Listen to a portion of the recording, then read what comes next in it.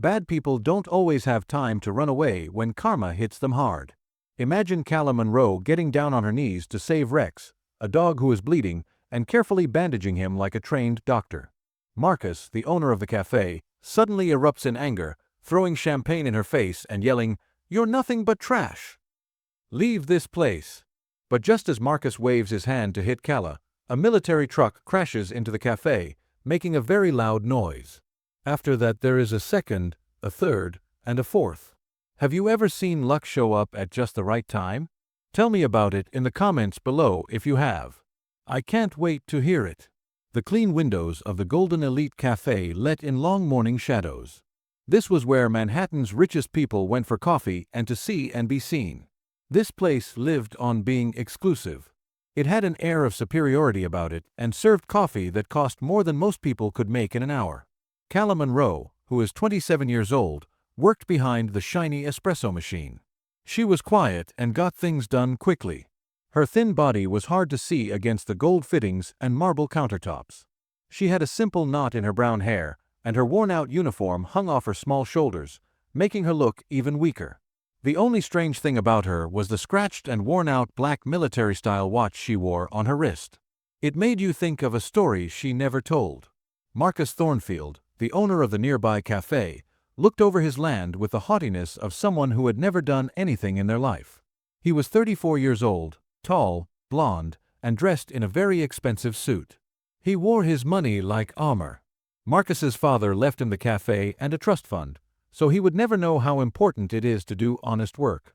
Marcus saw people like Calla as nothing more than stuff that needed to be thrown away when they got in the way. New York's rich and famous showed up during the morning rush, and each one was more demanding than the last. Victoria Sterling walked in like a storm cloud, dressed in pink Chanel and with a twisted, angry look on her face from Botox. At age 42, she had mastered the art of putting other people down because she had married into money instead of working for it. As she walked past people she thought were less important than her Hermes bag swung around freely. Calla was quickly embarrassed when it took her 45 seconds to carefully measure each shot of espresso for Marcus in the morning. There was a gunshot sound when Marcus slammed his hand on the bar. "Are you stupid or just really lazy?" Yell. It was loud enough for everyone to hear. "My time is worth more than your whole life," he said. The rich people turned to watch, eager for more action. Calla's cheeks hurt, but she kept her eyes closed and said sorry in a low voice. Victoria took the chance to make things worse. By mistake, she tipped over Calla's serving tray, which threw coffee and pastries all over the floor. She said, "Oops," and then she pulled out her phone to live stream Calla's shame. "It seems like everyone in your class has clumsy hands, right?" The cafe was filled with laughter as Calla got down on her knees and scuffed the expensive marble floor while Victoria happily told thousands of people online about the whole thing. It wasn't over, though. Marcus told Calla that she should crawl under tables to pick up napkins that fell off.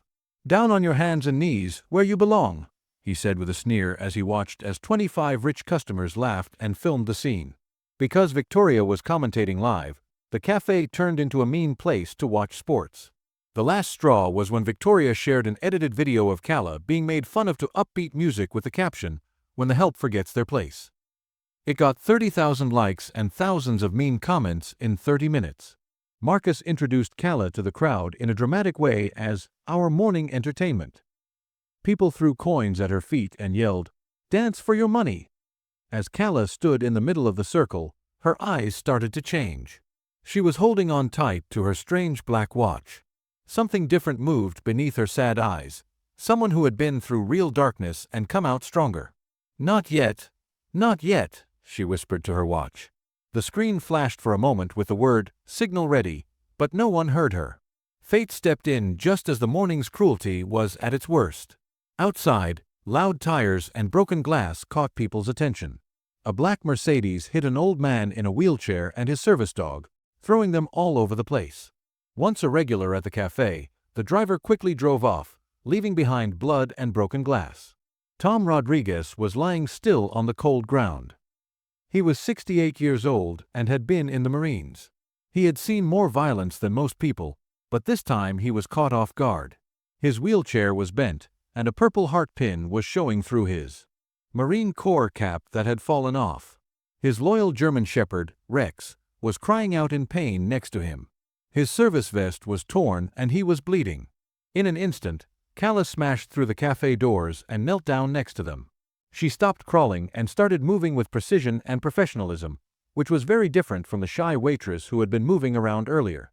She checked Tom's heart and breathing with practiced speed, and she looked at Rex's wounds with battlefield skill. Her voice was calm and strong, and no rich client had ever heard it from her before. Marcus stormed out of the cafe, his face red with anger. "Go inside right now. My clients are waiting," he yelled. "You're not getting paid to be a doctor." Victoria followed, her phone ready to record another embarrassing moment with Calla. Calla stayed focused though, and put real medical skill into pressing on Rex's leg cut. "Miss, you know what you're doing," Tom said in a weak voice. "That technique." His words carried the weight of a battle veteran who knows what real skill is. Calla had planned to hide her past, but seeing a hurt warrior and his loyal dog made her feel something.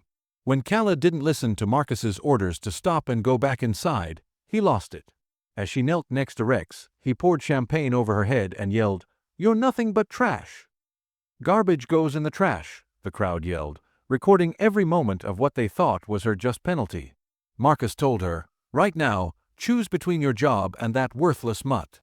He was sure that being poor would make her give up her ridiculous heroics. The rich crowded closer, eagerly waiting for the drama to begin. Victoria changed the settings on her camera because she was excited to record what she called the epic employee meltdown ever. When Calla looked up from her work, her eyes met Marcus's and had a quiet power that made him step back. She just said, "I choose to help." Those words hung in the air like a dare, and for a moment, everyone in the crowd was stunned by her pride. Marcus fired her right away and told the security guards to drag her out. When two big guys walked in, Calla raised her hand and kept taking care of Rex. Over 25,000 people watched Victoria's live show as she talked about the most epic meltdown in service history. Then something happened that made everything different. When Tom grabbed Calla's wrist, his eyes became very sharp. "That way of bandaging, where did you learn it?" he asked in a whisper. When Calla paused, he said, "I've seen that exact method used in Iraq. It's not something you can learn from videos." Marcus laughed at the idea that a homeless warrior would think Calla was a secret soldier. People felt uncomfortable when they looked at Tom. He asked in a whisper, "What unit were you with?" Calla's face turned pale. Her well-kept secret was starting to come out. She started to say, "3rd Infantry," but then she stopped. Tom's eyes got bigger in surprise and recognition. "Oh my God, you're really in the military." Marcus put on more public shame as the crowd got closer, but Tom was already getting ready to make a call that would change everything. He fumbled for a phone that he had sworn he would never use. General Patricia Hayes heard Tom's important message from a communications center in the Pentagon, which was a long way away. She was 58 years old and had worked hard to get into the service. She had an uncanny knack for reading between the lines. What Tom said outside of that Manhattan cafe was about to start a chain of events that no one could have seen coming. General Patricia Hayes had long thought that memories of Tom Rodriguez were safely buried deep in classified files, but something in his words brought them back. "Rodriguez," Hayes said, her voice clear and authoritative, the kind of tone that had always made colonels stand up straight. "You should be retired and enjoying your pension, not calling military emergency hotlines about waitresses in coffee shops," he said.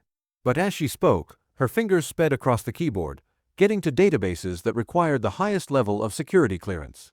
Hayes leaned back in her chair and whispered a soft whistle when the name Calla Monroe came up. The secret records painted a picture that couldn't fit with Tom's story about how rich customers made a humble waitress feel bad. Staff Sergeant Calla Monroe wasn't just any soldier. She was one of the best special operations trainers in the military and was in charge of getting hundreds of elite troops ready for the most dangerous missions.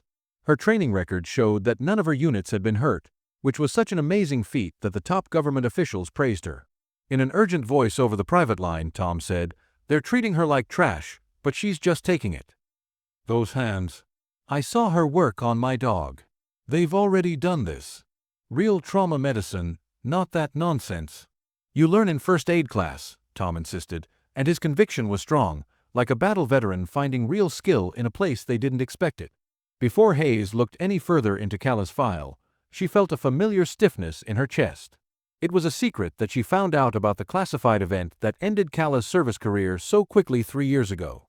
Back at the cafe, Victoria Sterling's film was becoming very popular very quickly. 3 million people around the world watched it in just 2 hours, even though it seemed like just some office drama. There were a lot of mean comments and laughing emojis, but a different conversation was slowly coming out. Veterans from all over the country looked at the blurry video of Cala's medical work and saw that she was wearing a military uniform under her waitress costume. Their words started to make Victoria's regular fans nervous. Marcus Thornfield posted his own videos celebrating his actions against toxic employees who don't know their place. He was unaware of this growing concern and boasted about plans for a huge party that night, complete with professional videography to capture what he saw as his proudest moment as a business owner. Cala Monroe sat in the dark in a small apartment far from the cafe's warm lights and stared at the mean comments on her phone. The pieces of her carefully hidden past were stored in cardboard boxes all around her. 3 million people had seen her being put down in public, and the combination of violence and interest made her stomach turn. But what scared her the most was that more and more veterans were noticing that something about her moves seemed familiar. There was a small metal box in her closet that had been there for 3 years. She opened it with shaking hands. Inside were things that reminded her of a life she had tried very hard to forget: a shiny silver star, letters of thanks written by famous generals, and a picture that made her gasp. Not long ago, she didn't think much of the trust and respect that dozens of young men showed her. The choice was made quickly. Someone wrote, "My boy used to talk about Sergeant Monroe like she was some kind of guardian angel." This person claimed to be a Gold Star mother whose son had been in one of Cala's training units. A woman who had been hidden for 3 years would deserve better than this, Cala thought as she reached for the black military watch that had been with her all the time. She had her thumb on a secret button that could make everything different. Not only was this watch a clock, but it was also a high-tech way to communicate that was connected to a secret network that most people didn't know about. The screen flashed the word "Emergency Signal Activated" when Cala pressed the hidden button to turn it on. Coordinates sent to the command. Alarms went off on General Hayes's desk somewhere in the Pentagon, and her computer screens lit up with the numbers that would bring Cala's 2 worlds together. Hayes looked at the blinking red on her tactical display and felt the rush of energy that had kept her in the military for decades. "Captain Wilson," she yelled into her radio, "get a tactical response team ready to go to Manhattan right away." "Permission in full under Protocol 7-inch, ma'am. Are we talking about a rescue operation?" her assistant asked back, her joy barely hidden. Hayes looked at a picture of Cala Monroe in her employee file and then at a video going popular on her screen. Marcus Thornfield would be scared to see her face after it stiffened into a look that would scare anyone. "Wilson," she said softly but with a lot of anger, "they made one of ours look bad." "That's over tonight." Marcus Thornfield was getting ready for his biggest show yet at the same time. He thought that being successful meant being better than those below him, and tonight's party would be his work of social superiority. With champagne fountains, professional lighting, and camera teams ready to record every moment, the Golden Elite Café was turned into a glittering show of wealth and power. 100 of New York City's most powerful socialites crowded the room, their expensive clothes and jewelry shining like stars of excess. Victoria Sterling went above and beyond when she advertised the event as the ultimate vindication party where we celebrate maintaining proper standards in society. Since the morning's viral video, her social media following had gone through the roof, and tonight's live stream had almost 50,000 viewers before the main event even began. Victoria snuck through the crowd in her pink Chanel like a stalker, and her phone took pictures of the lavish party from every angle. In her running comments, she talked about how important it was to keep people in their right places. Victoria's cruel stroke of genius was to invite Cala to dinner. She had screamed into the phone, "We want you to come be our special entertainment," with so much fake sweetness in her voice. Giving our guests a little help is a simple way to make some cash. Cala gratefully agreed, and her voice cracked as she talked about how badly she needed the money after losing her job that morning. But only 8 miles away, a group of military trucks cut through Manhattan traffic in a way that could have killed many people. Captain Daniel Morrison led the 8-person Marine tactics team with a grim look on his face. Morrison was 32 years old and had been on 3 tours in some of the most dangerous places in the world. He owed his life to the woman they were trying to find. When Cala walked into the cafe, She looked just like the defeated waitress that Marcus and Victoria were expecting her to. She looked tired as her eyes were sad and her shoulders sagged. The morning champagne had soaked through her worn-out uniform, which stuck to her small frame like a second skin. Her hair was falling out in loose waves, which made her look even smaller and more defenseless. The crowd gave her polite applause, the kind that's normally only given to street performers. Marcus was excited to say, "Ladies and gentlemen, please welcome our very special guest star for this evening's entertainment." His words echoed through the café with complete confidence, as if he had complete control over everyone there. Marcus went on, "After this morning's educational experience about workplace standards, Kala has kindly agreed to give some more demonstration." The crowd laughed and cheered happily, and their phones were already recording what they thought would be another embarrassing show. Victoria quickly took over the live stream, and her voice was filled with excitement as she told her larger audience what they were about to see. Victoria said, "Tonight, we're going to show you what happens when people learn their place in society." Kala looked deflated as Victoria took a picture of her on her phone. Sometimes it takes a firm hand to remind some people about the natural order of things. The comments poured in, full of mean-spirited excitement and more creative ways to make the waitress look even worse. Kala was making rich people throw money at her feet while she was being made to clean the floors. The sound of their laughter mixed with the clicking of camera phones and Victoria's mean-spirited comments for her online audience. "Dance for us!" they yelled, making their voices loud enough to be heard over the soft classical music playing in the background. "Be a good little servant and earn your tips." Marcus stood in the middle like a puppet master, planning each insult with the skill of someone who had spent his whole life making other people feel small and helpless. However, while the socialites enjoyed being mean, no one else noticed what was going on. Kala moved around the cafe in a way that looked like she wasn't planning it. Her sincere apologies were picked up by the microphone that was hidden in her black military watch. She whispered, "Target confirmed," as she bent down to pick up the coins that were lying around. More than one subject present. Clear for approach. She could just barely make out an answer through her earpiece. "Copy that. It's time to go." When Marcus told Kala to say sorry to everyone for the trouble in the morning, the crowd's joy reached a fever pitch. "Bigger!" he barked, and his voice cracked with pleasure in being cruel. "I can't hear you. Tell everyone you hurt that you're sorry." 100,000 people watching the live stream saw Kala get down on her knees and bowed her head as the crowd cheered. Then she did something that no one thought she would do. She stood up slowly, and when she raised her head, her eyes had a fierce light that hadn't been there before. Though small, the change was clear, like a cat waking up from a deep sleep. Marcus's first feeling of unease came when he noticed that something very important had changed. "Did I tell you it was okay to stand up?" he demanded, but his voice wasn't as confident as it had been before. That night, Kala looked into Marcus's eyes for the first time. Her eyes were steady and didn't move. They were so strong that he had to take a step back. "You asked me who I really am," she said in a low voice that had a deep power that came from inside her. The words were like a challenge in the air. The only sound in the cafe was the faraway rumble of heavy trucks outside. "What is that noise?" a voice called out near the windows. That night was the first time Kala smiled. She said in a quiet voice, "That's your answer." After that, everything changed. The door blew open with the accuracy and force of someone who had trained for 3 years as a Special Forces member. 8 Marines in full tactical gear smashed through the cafe's glass doors with their weapons drawn and shouts so loud and coordinated that they shook the building to its core. "Everyone get down on the ground."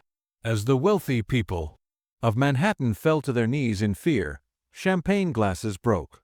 Designer clothes couldn't hide the fact that military force was being used with deadly accuracy. Captain Morrison led the group with smooth ease, as if they had done it a million times in much more dangerous places.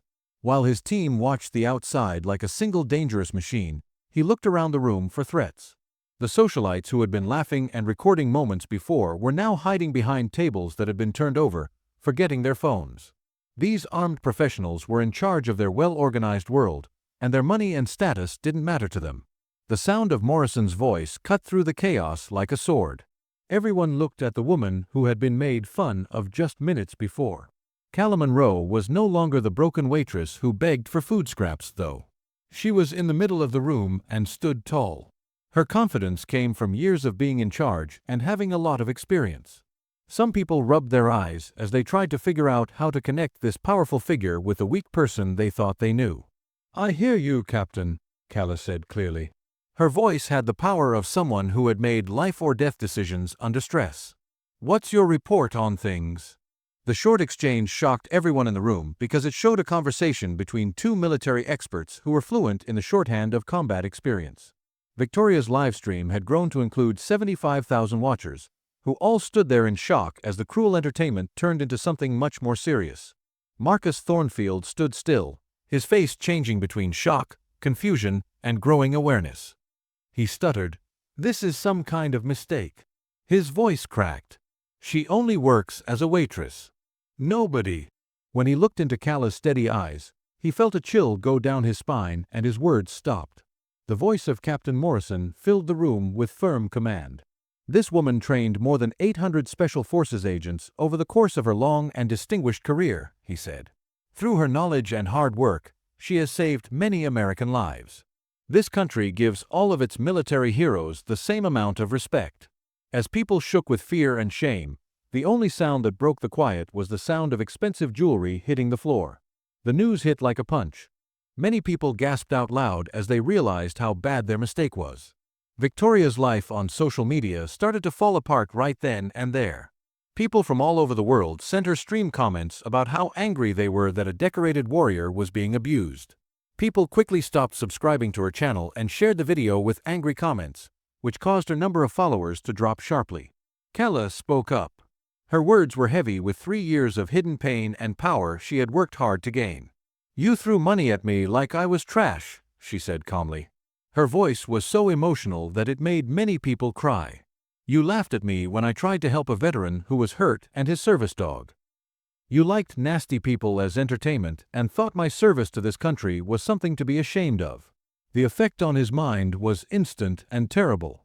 They were who they were because they thought that money and social status made them better. When they found out they tortured a real American hero, that fantasy fell apart.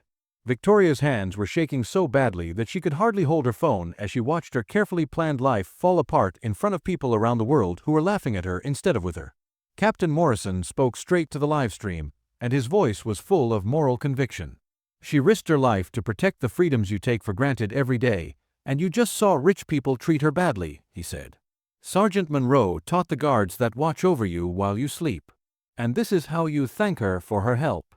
Calla wasn't done yet, though. Captain Morrison understood right away and played video from what happened that morning on the big screens Marcus had set up for the event.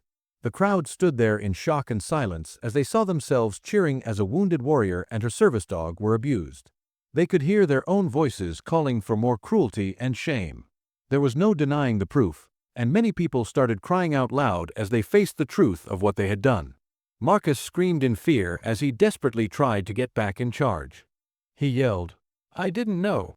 I would never have done that if I knew who she was." But no one listened to his cries. Even his rich friends turned away. More than 100,000 people watched the live stream, and the comments were full of anger, not just at Marcus and Victoria but at the system of privilege that led to this event. News outlets started to report on the story right away, and hashtags backing. Calla became popular all over the world as millions of people watched the cruel Golden Elite Café empire fall. The video got around very quickly. Millions of people shared it, asking that the people who had treated a war hero like trash be punished. It was fast enough for even the most efficient military effort to keep up with the wheels of justice. The story was picked up by news outlets all over the world, making it an international event that went beyond one Manhattan cafe. The video had been seen more than 5 million times in just 1 hour after Captain Morrison made the statement. Every major news network ran breaking news stories about the decorated warrior who was made fun of by wealthy socialites for just trying to help a hurt military dog and his disabled owner. As brilliantly as it had grown, Marcus Thornfield's business empire fell apart. Customers, suppliers, and business partners cut links with someone who was found to have abused a military hero in public. Within 2 hours, the health department showed up with an emergency inspection order that was rushed through routes Marcus had no idea existed. On a normal day, they would have missed violations like the ones they found, But now they were being punished by the government. Victoria Sterling's social media business fell even more dramatically. Brands that had paid her hundreds of thousands of dollars to promote their goods broke their contracts so quickly that her phone couldn't handle all the notices. A luxury car ad that was supposed to air next month was cancelled before it even got dark. This was followed by the cancellation of a fashion magazine cover shoot, a charity board post, and a dozen other lucrative deals that had helped her build a strong public image. But the worst blow came live. Victoria's angry husband called her while she was on and spoke very quickly. He told the 75,000 people watching, "I want a divorce. My lawyers are going to get in touch with you about child custody." Victoria stood holding her phone like it was a lifeline that had been cut off. The call finished with a click that shook the empty cafe. The legal consequences came right on time, which suggests that important phone calls sped up the court system. Teams of lawyers defending the rights of disabled veterans showed up and charged Marcus with federal discrimination violations. Another group of lawyers made civil rights complaints, which could lead to fines of up to $1 million. The proof was strong and could not be argued with. It was recorded in HD and shown all over the world. Calla stayed cool in the middle of all the chaos, and to the live audience, her voice was clear as she taught Marcus and Victoria a lesson for being mean. "When you threw money at my feet," she said, cutting through the noise of broken careers and reputations, "I thought about the soldiers I trained who died every day protecting the freedoms you take for granted." The scene outside had changed. Veterans from all over the city, standing at attention in uniform, took the place of the curious onlookers. Even the most well-off socialites couldn't ignore the serious message they sent by being there. Captain Morrison made sure that the formal transfer of ownership of the cafe went smoothly. Marcus had to give up his business so that it could be turned into a community center for disabled soldiers by a veterans charity. Marcus's hand was shaking as he watched his life's work disappear in front of people around the world who didn't feel sorry for him. The signing was caught on tape. Victoria's last humiliation came when fans shared pictures of her old posts that showed how her sense of entitlement and cruelty had helped her build her reputation. She went from being a social media star to a worldwide symbol of sexism and power so quickly that she seemed shocked. At the same time, the cafe that had been a place of abuse was now a place of healing and hope. A lot of people came together to celebrate Calla Monroe, a woman who had done a lot for her country. She felt truly at home for the first time in 3 years. Tomas Rodriguez and Rex showed up. They were both fine because of what Calla did that morning. Even people with strong hearts were moved to tears when they saw the old Marine thanking the woman who saved his service dog. After a year, the building that used to be the Golden Elite Cafe was turned into Heroes Haven, a place of hope in Manhattan. Veterans, their families, and anyone else who saw its warm lights felt like they had come to a place that valued service and community. There were pictures on the walls that showed veterans getting jobs, families getting back together, and young troops learning new skills. It was easy for Calla to move through the busy area. She wasn't hiding behind a mask of meek servitude anymore. Her military attitude was clear, but she was also warm in a way that made people want to be close to her like moths to a flame. Calla led her signature show, Standing with Honor, in the main dining room, which was turned into a meeting area. A group of 25 veterans, ranging in age from teenagers to experienced soldiers, sat in a circle. They were all connected by their service and the difficulties they faced when they got back home.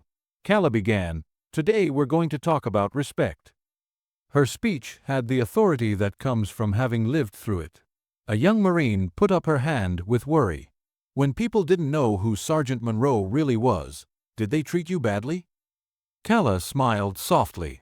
Her eyes were a mix of sadness and strength. "They called me trash," she said simply, her words full of memory and victory. "I felt ashamed in front of millions of people who thought I wasn't worth anything because I was dressed like a waitress instead of fatigues. But I learned a useful lesson. If you can handle the stress, pressure can change coal into diamonds." Marcus Thornfield had to face his own truth across town. At age 35, he worked as a short-order cook in a Queens diner. He looked older than his years and wasn't the spoiled son anymore. He was a man who earned his place by hard work. It was even worse when Victoria Sterling fell.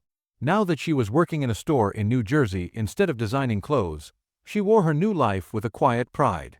Her clients didn't know that she used to be a famous lady in Manhattan with millions of fans. Back at Heroes Haven, many people had good things happen. There was a 95% success rate for job placement programs. Counseling helped families get better, and the community garden gave soldiers peace of mind while they worked. Tom Rodriguez became the unofficial greeter, sitting in his wheelchair by the door and greeting guests with a smile. Rex found a new job as a therapy dog, helping veterans who had unseen wounds that were harder to see than scars. Seeing the older Marine and his loyal dog comforting the younger veterans brought people of all ages together and reminded them that military ties are stronger than age, rank, and the battles that shaped their lives. People from over 500 families, friends, and allies came to Heroes Haven's first anniversary. General Patricia Hayes came in from Washington, D.C., to give the keynote speech. Her voice was heavy with experience. Sergeant Monroe reminds us that the best thing a warrior can do is not beat an enemy in battle, but use their strength to care for and protect those who need them the most, she said. There was a lot of cheering, but Cala's attention was on the young soldiers who were starting new lives with help from the community. As the night went on, Tom Rodriguez walked up to Cala with Rex by his side. He spoke with a heavy heart. "Sergeant, you saved more than just my dog that day. We were all saved by you." The legacy that Cala Monroe built from her shame showed that real power doesn't come from hurting other people, but from having the guts to fix things and make the world a better place. Heroes Haven would help veterans and their families for many years to come. It would be a memorial to honor, service, and the idea that the best wins don't come from defeating enemies, but from changing them. Remember this tale. Think twice the next time you rate someone by how they look or think a service worker is less important than the people they help. You never know who is in front of you. An honored war hero, a smart person, a loving parent, or just a person who deserves respect. Be nice to everyone and treat them well. It's the only way to make the world a better place for the people who have died for us, like Cala Monroe. That's all from HOA Journal for now. Make sure you're signed up, because the next story might be even better than this one.